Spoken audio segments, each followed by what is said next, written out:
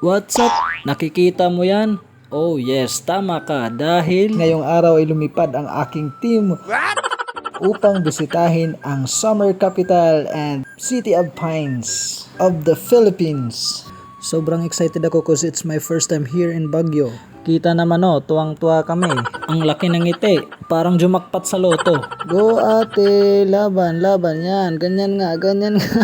Naabutan naming nagsusumba sila dito. Healthy lifestyle pala dito sa Baguio, guys. Tingnan nyo, tuwang-tuwa pa ako dyan. Sumasabay parang tangay. And by the way, andito nga pala kami guys sa Burnham Park. Wow. At ngayon nga, sasamahan muna namin si Ading Regan na magrenta ng bike dahil gusto niya muna daw libot-libot sa Burnham. Ayan na nga, nakapili na siya ng bike. Grabe guys, ang ganda pala talaga ng Burnham Park. Lalo na itong lake or lagoon. Sobrang green ng tubig. At ang ganda guys kasi pwede kayong magrenta ng boat at i-enjoy yung lake at yung magandang tanawin dito. At syempre, hindi pwedeng matapos ang video na ito na hindi tayo epal na naman. Kaya ito, lakad-lakad, pa-cute-cute, tingin sa camera, tas lakad ulit, pa-cute na naman, feeling niya pogi siya sa shades niya. Ngayon guys, susubukan namin sumakay sa Swan Boat. 250 for 30 minutes and good for 3 person. At ayan na nga, nagsusuot na kami ng life vest. Syempre, safety first. Hindi pwedeng pumalaot na hindi naka life vest. Pumalaot? Di nyo lang yan halata, pero sobrang excited na kami dyan. Tada! Yan! At nakasakay na nga kaming tatlo. Ready to take off. Wait.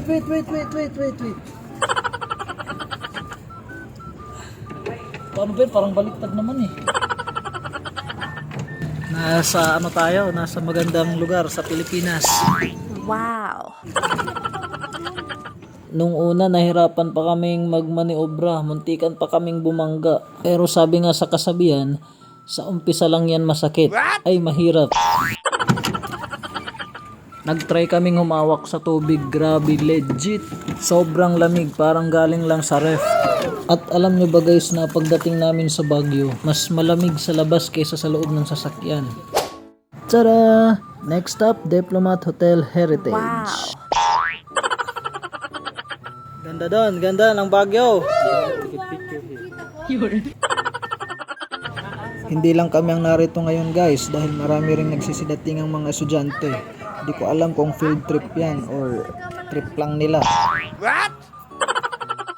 Madami nga pala talagang nagpupunta dito. Hindi ko alam kung dahil sa historical background nitong building o dahil overlooking din dito ang Baguio City. Yes guys, sobrang ganda tingnan ng Baguio City mula dito sa itaas. Ang dami nagpipicture. Wow. At alam nyo ba guys na dito daw tinotorture at nire-rape yung mga kababayan natin nung panahon ng mga Hapon. Kaya naman marami daw ang nagpaparamdam ng mga kaluluwa dito. Kaya siguro isa din ito sa mga rason kung bakit dinarayo ang lugar na ito. Ano meron be? Ano meron? Tao doon, tingnan mo. Saan? Saan? Saan? Lah, may tao. Tingnan nyo guys, may tao. What? Ano? Oh.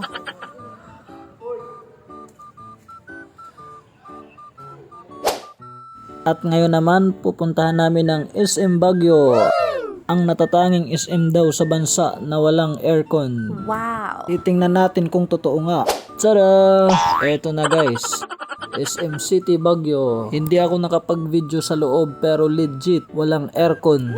Meron lang mga ceiling fan. At higit sa lahat meron sila nito. Wow. Overlooking din dito ang Burnham Park at ang Baguio City mismo. Ang ganda, sobra. Wow. Kita mo naman.